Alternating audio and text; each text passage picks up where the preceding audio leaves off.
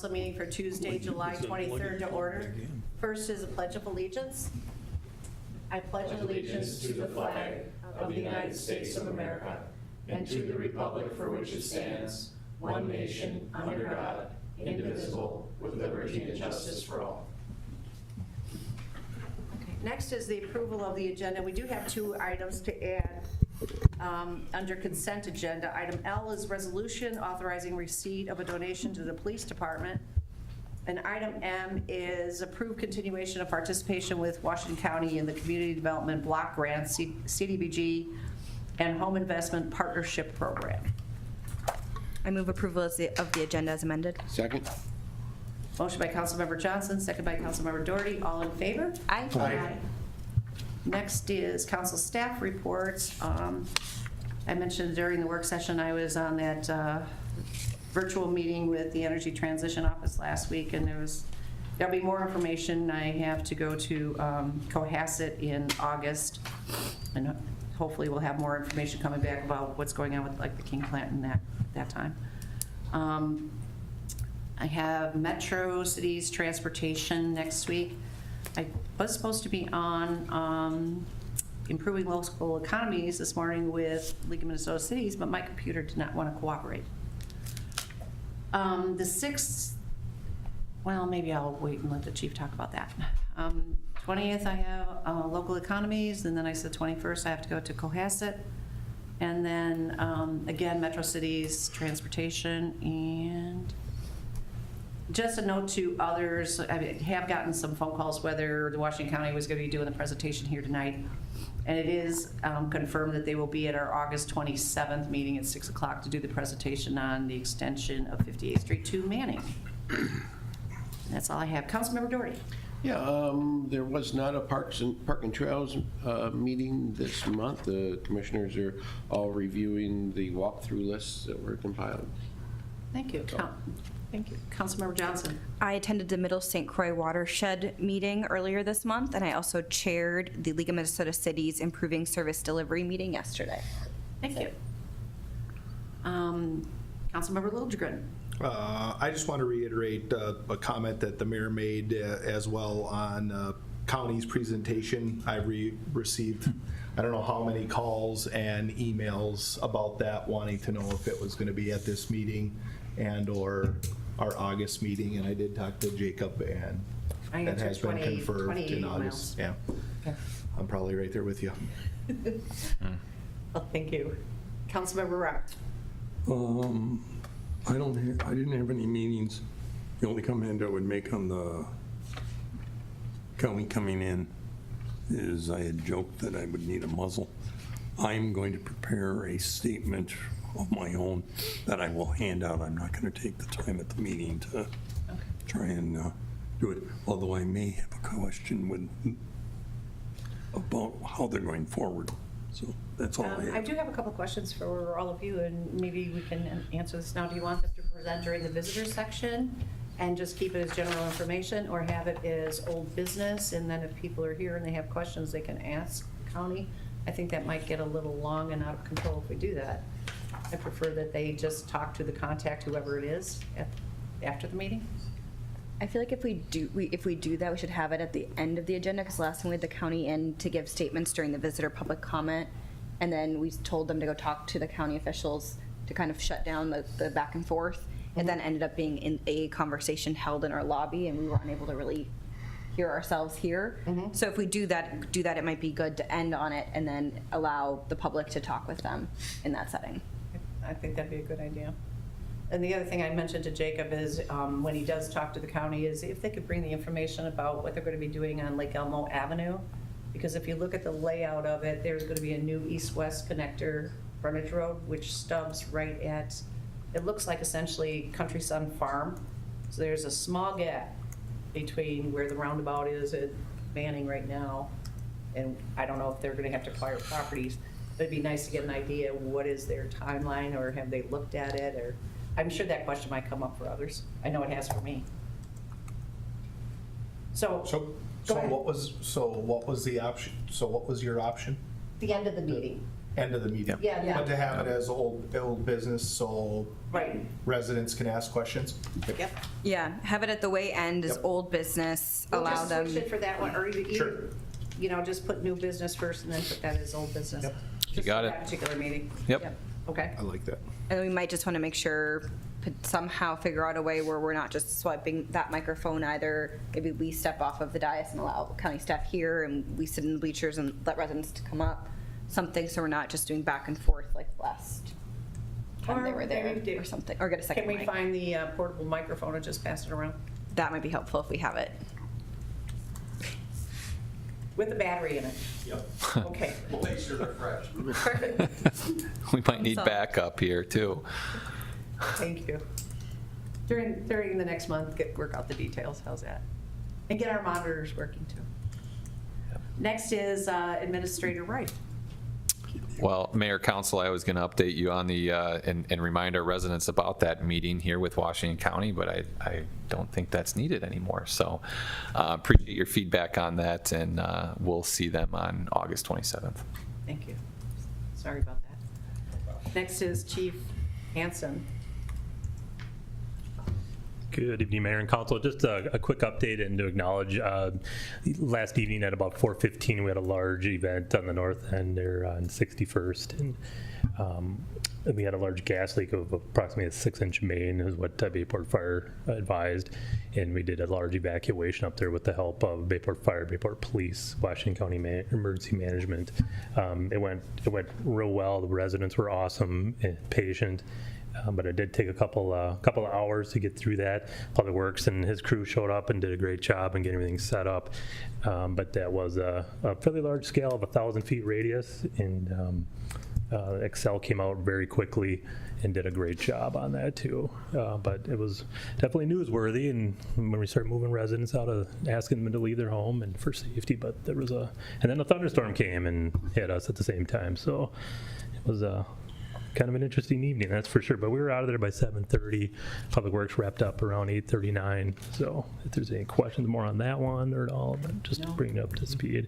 Second item here is just that we have our national or Night 2 night event coming up here August 6th. We have already 8 block parties already scheduled, so we're looking for a few more. That would be great. Usually we average 10 to 12. I know some of the council members and mayor are going to assist with that already again this year, so we appreciate that support. And we should be that's August 6th between 5 p.m. and 8. And so please contact Sergeant Veerling or the police department number. We'll get you signed up for that too. Great. Thank you. Any questions? Thank you. Assistant City Administrator Pinsky. Mayor Council Hugh Burdicans at 6286 Lookout Trail North was chosen as your most recent Recycling Award winner. Thank you. Next is Visitor Public Comment section. This is a time for anyone in the audience who would like to address the council on any topics. Okay, then we'll move on to the consent agenda, which is approved bills and investments. Check 70766 to 70838 in the amount of $455,578.89. Check 70839 to 70874 in the amount of $529,037.66. Approve City Council work session minutes from June 25th, 2024. Approve City Council minutes from June 25th, 2024. Approve resolution for Party in the Park donation from Pizza Man. Set public hearing for March 26th at 6 p.m. for a request by St. Croix Yacht Club regarding noise ordinance for a concert to be held on October 5th, 2024. Approve agreement with Eckberg Lammers for creation of an employee handbook. Approve purchase of 7 ballistic Protect shields. Approve purchase of multifunctional copier, printer, scanner device for City Hall and service agreement with Loeffler. Approve special event permit for Homecoming Carnival for Stillwater Area High School with food trucks. Approve purchase of 3 VKS Pepperball launchers. Approve renewal of City Hall HVAC maintenance contract with NEC. Approve resolution authorizing receipt of a donation to the police department. And approve continuation of participation with Washington County in the Community Development Block Grant and Home Investment Partnership Program. I will move the consent agenda as presented. Second. Motion by Councilmember Runk, second by Councilmember Liljegren. Jacob? Councilmember Doherty? Yes. Councilmember Johnson? Yes. Councilmember Liljegren? Yes. Councilmember Runk? Yes. Mayor McCumber? Yes. And we have a public hearing to consider extension of interim hemp ordinance. Thank you, Madam Mayor. I will give you the 1 to 2 minute summary of the purpose of this ordinance. As the council will recall, when the legislature enacted the new THC-related laws back in 2023, they basically categorized products into 2 different buckets. There's hemp products and there's cannabis products, which is, your full-strength marijuana products.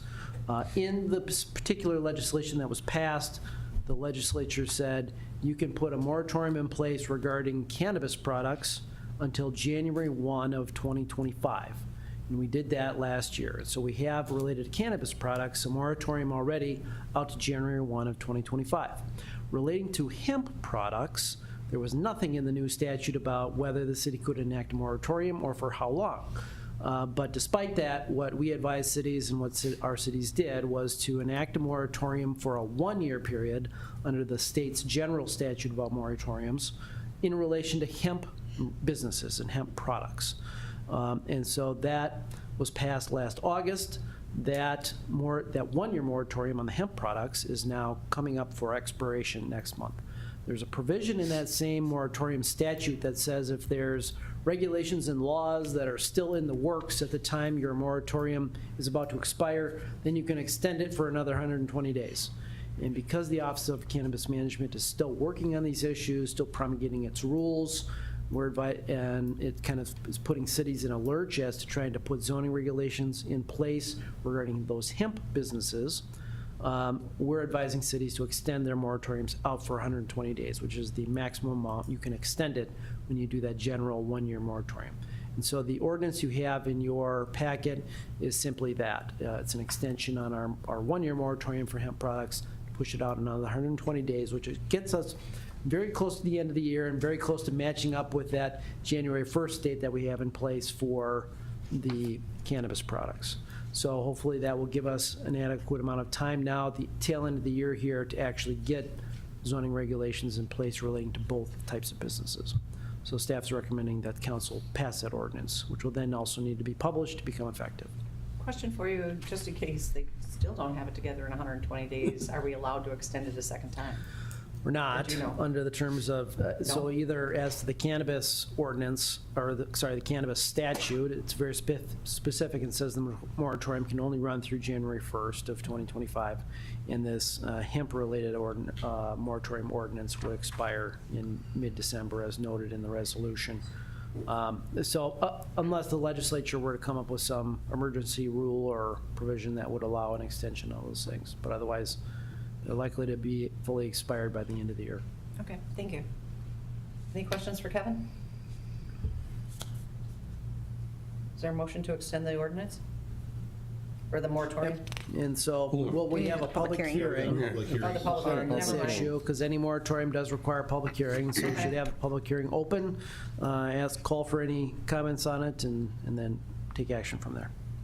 So we should set the public hearing for our next council No, meeting? it's No, not. We have today. We have it right now, so just, I got Open it. I got You can- distracted Conversation. over here, You can okay? open up Long the day. public meeting. Open up the public hearing. Is there anybody who would like to speak on it? I'll move, we close the public. Second. Motion by Councilmember Runk, second by Councilmember Liljegren to close the hearing. I move to extend the moratorium. Second. Motion by Councilmember Johnson, second by Councilmember Doherty. Why don't you do a roll call on that one? Councilmember Doherty? Yes. Councilmember Johnson? Yes. Let me turn my mic on. Let me restart. Councilmember Doherty? Yes. Councilmember Johnson? Yes. Councilmember Liljegren? Yes. Councilmember Runk? Yes. Mayor McCumber? Yes. And just to be clear, the motion to extend the moratorium was in fact a motion to approve the ordinance that was in the Thank packet. you. Thank you. Yep. Okay, next is a public hearing to consider issuance of an on-sale intoxicating liquor license, including Sunday sales for Snide Lines LLC, doing business as Stillwater Bowl and Lounge. Yes, Jennifer. Mayor and Council, Stillwater Bowl and Lounge was recently sold by LaTrue Inc. to Snide Lines LLC, so they had made an application with the city to transfer that license from one entity to another. The investigation fee was paid. The investigation by the city attorney and the police department was complete and found it to be in compliance with city ordinance requirements. A notice of this public hearing was published in the Stillwater Gazette, posted and mailed to license holders of the similar type license, and so the staff is requesting a public hearing be held and recommending approval. Thank you. I'll open the public hearing. Is there anyone here who would like to speak about this license? I move we close the public hearing. Second. Motion by Councilmember Johnson, second by Councilmember Doherty to close the public hearing. All in favor? Aye. Aye. Is there a motion to approve? We'll make a motion to approve the transfer of the liquor license. Second.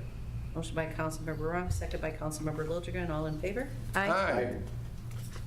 Next is public hearing to consider issuance of a license to sell cannabinoid products for Snide Lines LLC, doing business Stillwater Bowl and Lounge. Jen?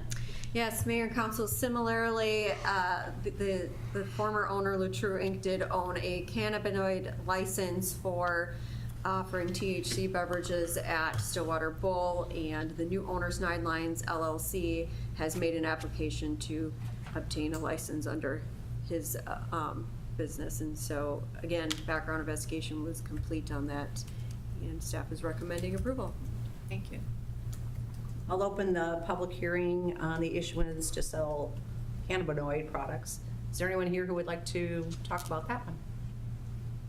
We'll move we close the public hearing. Second. Motion by Councilmember Runk, second by Councilmember Johnson. All in favor? Aye. Aye. Is there a motion to approve the license? So moved. Second. Motion by Councilmember Liljegren, second by Councilmember Doherty. All in favor? Aye. Aye. And then next, we have public hearing to consider issuance of an on-sale intoxicating liquor license, including Sunday sales for St. Croix Event Center LLC, doing business as St. Croix Event Center. I'll open the public hearing for the St. Croix Event Center. Is there anyone here to discuss this one? Jen, Did Jenny have any comments? Yeah, I could just run through this. St. Croix Event Center is the former VFW who surrendered their license or did not renew their license and closed up. St. Croix Event Center LLC is in the process of purchasing the building and has made an application to obtain a on-sale intoxicating liquor license with Sunday sales for, again, St. Croix Event Center LLC, doing a business as St. Croix Event Center. Application fees, investigation fees were paid. The investigation was completed by the city attorney and the police department and found to be in compliance after a couple of follow-up questions from the applicant. And notice of this public hearing was published in the Stillwater Gazette on July 12th and posted at City Hall and mailed to all license holders of similar type license. Staff is requesting public hearing be held and recommending approval of the license. Thank you very much, and I apologize. That's okay. And apparently, there's no one here to talk about that. I move to close the public hearing. Second. Motion by Councilmember Johnson, second by Councilmember Doherty. All in favor? Aye. And a motion to approve. I'll make the motion to approve the issuance of the license. Second. Motion by Councilmember Runk, second by Councilmember Liljegren. All in favor? Aye. Aye. And we'll move on to old business, which is the Heights proposed project. Jacob, or? I can start out. At your last meeting, the June 25th meeting, you had discussed the application for the comprehensive plan amendment to change the land use classification, the rezoning, and the conditional use permits, and the review of the design guidelines, the site plan review for a multi-unit apartment building referred to as a Heights between in the area west of Menards. Since that time, after the City Council discussed a potential denial of that request, The city administrator, city attorney, assistant city administrator, and myself worked together on a resolution of denial, which is before you in the packet, and again, for your consideration. I don't know if the city attorney has some additional comments he would like to make also. Sure, thank you, Mr. City Planner and Mayor, members of the council. As the council's probably aware, you may have seen yesterday afternoon, the city did get a detailed letter from a legal counsel that's been retained by the developer on this matter, kind of laying out in excruciating detail why they think the council should approve their application. And I think that lawyer had just been retained as of the end of last week. I got a phone call from her, and so she had not been involved in any prior discussions at a staff level about this particular application. I did provide some, legal memo opinion of my own in response to that to the council this afternoon in kind of a limited fashion due to the amount of time. But just to reiterate some key points here from my perspective, assuming that the council, notwithstanding this letter, has a preference for denial of the matter, I think there's a few key things from a legal perspective to point out. First of all, that for a comprehensive plan amendment, which is the first and foremost thing that needs to happen before this development plan can go forward, you as an elected body are acting in a legislative capacity when making that decision as to whether to change your comprehensive plan. What that means is there's levels of discretion and levels of authority that are granted to elected bodies, municipalities, and different types of matters that may come before you. And a legislative decision means you're making law for the city, as opposed to quasi-judicial type decisions is more situations where you are considering a circumstance and trying to decide what's right and what's wrong, like a court would do. And so here in this scenario, a legislative decision, you're granted a fair amount of discretion on whether or not to amend your comprehensive plan. And what the case law of the state of Minnesota says in these issues is a comprehensive plan amendment decision by a city council will be upheld by the court so long it has some rational basis affixed to your decision. And so staff has attempted in the denial resolution to really provide a number of different rational bases on which you might deny this comprehensive plan amendment request.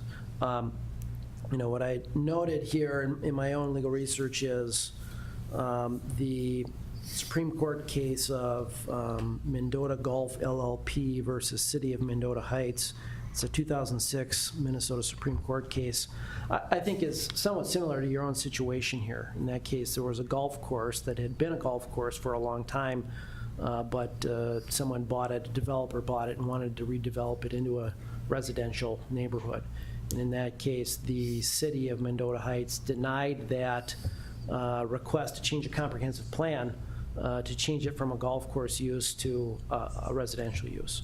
And the Supreme Court in that case said cities are afforded a lot of latitude to choose to deny that sort of change. And if you, as a city, choose to keep your comprehensive plan the same and decide that that's the type of use you want there, the courts are likely to uphold that. And that's what the court did in that Mendota Golf case. And so I think that case provides a good analogy to the situation here. One of the things that we've tried to work into the resolution, as you saw, most likely, the city planner, I think, added a line in there to the extent that we really want commercial development in this area. We think commercial development is valuable in that there's a preference on the part of the city council to keep this parcel as a commercial development in the future, consistent with what your comprehensive plan has said for a long time. And that's frankly, basically exactly what the city of Mendota Heights decided in its own situation with the golf course, that it had been a golf course for a long time, wanted to keep it a golf course, and it wasn't going to change its comprehensive plan.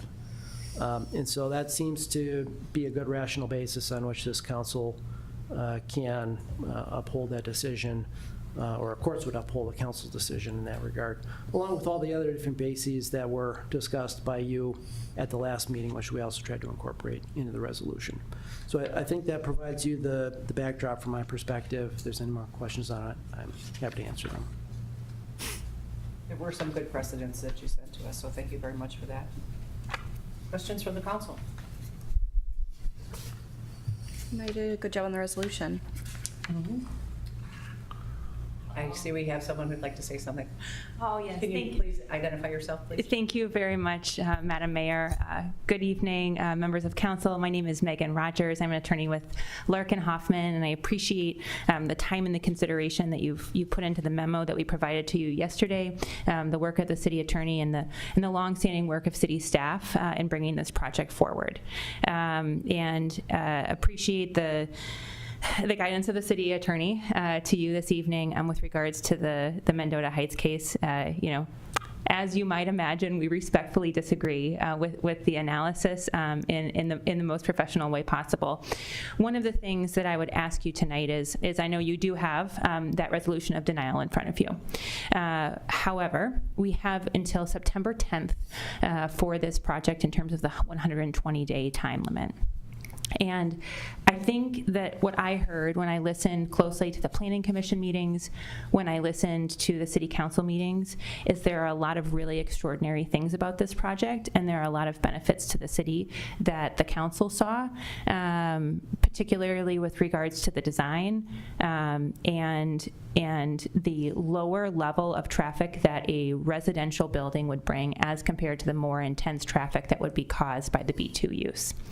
And so what I am asking for you tonight is, as you consider this, to have a conversation is there a path forward for this project where we can work with you, with your staff, and with the surrounding neighborhood to, again, look back at that traffic study, talk about the reasons why it's valid and why it will mitigate some of the risks that you saw, to make potentially some changes in terms of the design plans, and to talk a little bit more about why a multifamily building adjacent to the warehouse space at Menards will not have the sort of noise and sound impacts that were previously discussed, the distance and some of the noise impacts that hasn't been felt by our single family neighbors to the south.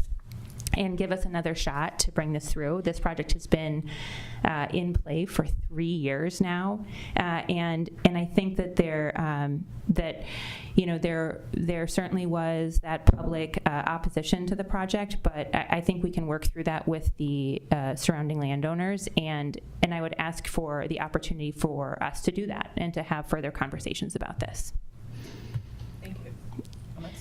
Question for Kevin. I know with our public comment engagement, we're not supposed to engage with the members of the public, so if they want to sit down, they can. But going back to this, us voting on this resolution of denial tonight will not prevent the landowners from coming back to us at a later date with a new proposal of any kind. Is that correct? No, I mean, they certainly can reapply for some project. I mean, it wouldn't probably make sense to reapply for exactly the same project because you've already kind of stated your preference on what you don't like about this project and your bases for denying it. I think the applicant's wise to say, hey, is there any other way to work things out that's not uncommon? Certainly there is time left in the 120-day time frame, and really the reality also being with the applicant's consent, these sort of matters can be kicked down the road much beyond the 120 days, so long as there's an understanding and express consent from the applicant that it can go longer. But as Ms. Rogers said, at the same time, though, this has been something that's been in the works for a long time, for many years, at a staff level, for sure. We've really tried to work with the applicant, but at the same time, I think staff would agree that we've cautioned the applicant many times that we thought this would be a controversial project that might result in pushback from the city council, regardless of what our recommendation might be. And so there certainly were plenty of warnings that could be a potential issue here. But if the council thinks there's some bases for additional talks or working with neighborhoods surrounding this project, that's your entitlement to table the matter on a further basis, or you can make your decision as you deem fit. I can say personally, I'm a little bit hesitant to extend this proposal as is and just leaning towards the denial and having them come back at a later date with a different proposal.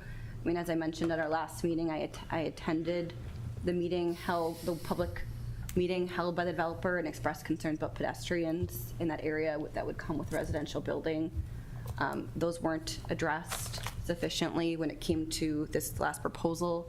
And in fact, it didn't seem like there was an interest in engaging on that end. And because that's unique to a residential building and you're putting residential next to Menards, which is another issue I brought up at that first meeting with the developer, I'm concerned that by delaying it, we're just delaying the inevitable, which is we need to really, if this is going to go forward, they need to really consider what they're willing to look at in terms of development. In my opinion, I think all of our comments have been stated in the resolution already as to why. You know, this is a commercial area, granted it's zoned as open space, but our comp plan states that this is a commercial area, and that comes first before the zoning. So I think you have enough information as to why, you know, a residential wouldn't go in a commercial area. And it has been going for quite a few years. And I do appreciate that, you know, the efforts that you put in and our staff has put in. But we've talked this one through, I think. Yeah. Any other comments from anyone? No, I would agree with what's been said. I would make a motion that we accept the resolution that was prepared. Is there a second? Second. Can I make a comment? Yes, you can. Okay, like I said, my problem was that this was never considered to be an area for residential. And that record is 20-some years back. I said, at the time of the expansion of Menards, the question of connecting to this area with a trail was taken up, was proposed by the city planner. It was rejected because there wasn't going to be a need for it, because it wasn't going to be a type of area where you were going to need a trail tube, such as a residential area. We never would have. I mean, that's part of the problem we have now, is that, and at the time, the developer, or the owner, Mr. Branke, actually called me the next day to thank me for my opposition to requiring him to put in all these trails. And I mean, if we'd have thought at that time that it was possible that we were going to put in a multi-family unit there, we would have insisted on the construction of those trails. So I think this council, this city, has been consistent that this is not an area where we want to have residential buildings. So I see no reason why we should change our comprehensive plan to allow that. So that's my opinion. And I've been on the council for 24 years, and during that 24 years, the intent was always that north of 58th would be commercial and south of 58th would be residential, so that they didn't mix, so that we could plan for the future, for the growth of our commercial district. So I would not waver from that. Well, I think we have a motion and a second, so I'll call the question. Okay. Jacob? Councilmember Doherty? Yes. Councilmember Johnson? Yes. Councilmember Liljegren? Yes. Councilmember Runk? Yes. Mayor McCumber? Yes. Thank you for your time. Thank you. Appreciate it. Next, we'll move on to new business, which is approve the resolution authorizing the submittal of a community energy transition grant application. Jacob? Mayor, Council, I was out seeking outside funds. This is one that has come up here through deed. The city is able and eligible to apply for these funds, just given that we do have the plant closing here. So this is a community energy transition grant. So we are planning and have packaged up our application here and looking for your approval tonight. These funds, this grant would be used for PFAS feasibility study and pre-design work that would get us to about 30% design, so in a pretty good spot. If we are awarded the grant, the city would contribute $110,000 towards the estimated project. Total project cost is what we'd anticipate to be around $550,000. So a lot of good work going on behind the scenes. City engineer man has assisted a lot with this application as well, and so looking for your approval so we can apply for this grant. questions from anyone about it? I understand, Mr. Kramer, you have a comment? Jim Kramer, 5475 Oak Green Place North. Mayor, council members, esteemed staff. When I read the PFAS grant proposal in the packet, I was struck by two things. First, it seems like a solution looking for a problem. And second, it seems like an exaggeration of the potential dangers of PFAS in an effort to get money. Indeed, the position in the grant proposal seems quite different from the one expressed in the city's spring 2024 newsletter that was sent out. For example, the newsletter says that 1 part per trillion is equivalent to 1 drop in an Olympic-sized swimming pool 4,000 feet deep. 1 drop. The suggested harmful dosage of PFAS is 4 parts per trillion, or 4 drops, in an Olympic-sized swimming pool 4,000 feet deep. Or according to my calculations, 4 drops that would take is more than in 439 million gallons of water. So that's what we're talking about, is 4 drops in 439 million gallons of water. If one drank a gallon of water a day, which is actually twice what the average American drinks, it would take that person merely 1,300 years to get 4 parts of PFAS. The second thing that is striking about the grant proposal is that it says that PFAS pollution, quotes, will significantly hamper the city's economic development efforts, end quotes. In other words, people and businesses will not want to come to Oak Park Heights because of PFAS. I find that to be extremely ironic after listening to the budget discussions in the work session. That work session budget proposed 11.2% property tax increase for 2025, meaning that the city's property taxes will have gone up in real terms by more than 40% in the past 5 years. I suggest that 40% tax increase will have a lot more to do with people wanting to move to or economic development than PFAS. With that in mind, I suggest that the city spend the $110,000 of tax money from the city on better ways to spend its money and on ways of lessening our tax burden. Thank you. Thank you. No comments? Well, I look at and say what I think Jacob's trying to do here is we're trying to get ahead of the game. I said PFAS is a problem that is only in this area. Stillwater currently has 3 wells that they're having problems with. Lake Elmo has wells that they're having problems with. A lot of other cities are having problems with, such as I mentioned that I went to the meeting in Hastings where they discussed it.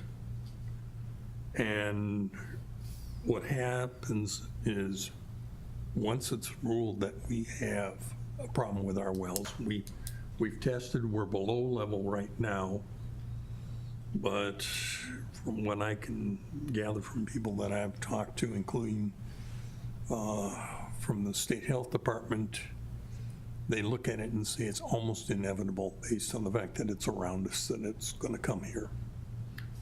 And that once we test at the level, we have 5 years from that date. I mean, that's why Hastings has 5 years from the 8th of April to clean their system up. And it's going to cost them, so it's 6.8 million, is that what I said? Total, they're almost $70 million. So, I mean, Yeah. so, I mean, yeah, was it, so, I mean, this is just that we're looking, saying, it's gonna cost us a lot more down the line. As far as the health concerns that Mr. Kramer brings up and all the, we're following these are the standards that are set by the state and by the federal government that we're gonna have to meet. And whether he likes it or not, that's what it is. As far as the health concerns, what are the health concerns with it? As I said at the Hastings meeting, they have more questions than answers. They're not sure of the long term. They said most everybody in this country already would test positive for some level of PFAS because it's in everything besides the water. I mean, it's in your dental floss. It's in your popcorn bags when you put them in the microwave. So it's a problem. It's going to be upon us, and it's going to cost us a lot of money, and that's why we're just trying to get out ahead of what it's going to do. I mean, if it's going to cost us $20 or $30 million at some point down the line, you'd like to have a little advance notice. You don't want to be in a situation where they come in and say, this is the date you have to have it. And I We've can known add for some, years that plume is out there, and it was just a matter of time before it moved. So then, this is a little different, and it's a different plume that they're talking about here. Regardless, I mean, we've known that it's coming this way But I for a long mean, time. And I agree with what Mike's saying. I think it's not necessarily that I would agree that it's what the other governments are going to do to us down the road, and that we need to get prepared and be ready to react when we have to. And know as what far- we're doing. as far as the public, I mentioned the Chuck, I sent him an email the night after I went to the Hastings meeting, because at the meeting in Hastings, the question came up, how is this going to affect our tourism if it gets out that Hastings has bad water? I mean, that was a question that was asked that night, because the business community there was worried about it, what effect this was going to have. And I immediately thought of Chuck and the Convention Visitor Bureau, and I related on to him. And just as an aside, we see a lot more guests hauling in bottled water when they're staying in the hotel and also at the bed and breakfast than I've ever seen in the past. So it's in people's minds. So. and I can add some context too of just, we've got the state number, we got the federal number. So we are over right now the state's health advisory number. From a federal standpoint, the enforceable, so state's non-enforceable, federal's enforceable, we're currently under the federal, the MCL's maximum contaminant level. And I don't see those numbers magically, that they're gonna raise those so that we're gonna be under everything. I mean, this is gonna be an issue that we're gonna be dealing with for quite some time. From our website standpoint, I mean, I stand behind everything that respectfully that we have on our website. It's very factual. There's been a lot of work that Director Kegley's done into that, City Engineer Mann. So I don't see PFAS going away. From the comment too about, the 110,000, that would be pulled from our water funds. That would not come from the general fund. So I do recommend us to apply for this grant. Again, I don't see this, suddenly disappearing. Certainly City Engineer Mann and Director Kegley are very involved in this, and they could answer for the questions that the council has related to PFAS. Yeah, I think this was heavy at the legislature last year, and I think there's the numbers of cities looking for state help with PFAS, with numbers that were similar to ours, was substantial. And my guess is the next 2-3 legislative cycles, you're gonna have all kinds of cities, communities looking for help for this. They see it coming, they see all of this as, this is an issue, and I, to Mr. Kramer's point, yeah, whether or not those are the right numbers, I'm not sure that they know, but they are the numbers that we're gonna have to be held accountable for. And I think that's where the communities are saying, then we have to step up, and most of them can't afford that, so how are they gonna do it? So you're gonna see a lot of them going for money and trying to get help from the states as to how they're gonna rectify this problem.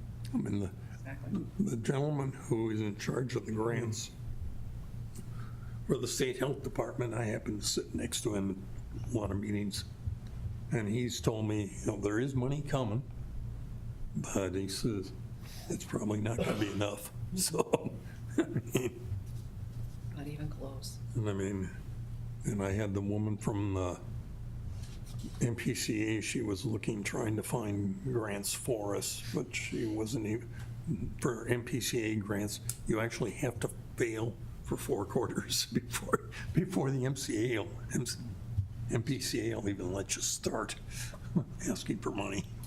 Even the money that's coming out of the federal, they're sending to the states isn't enough.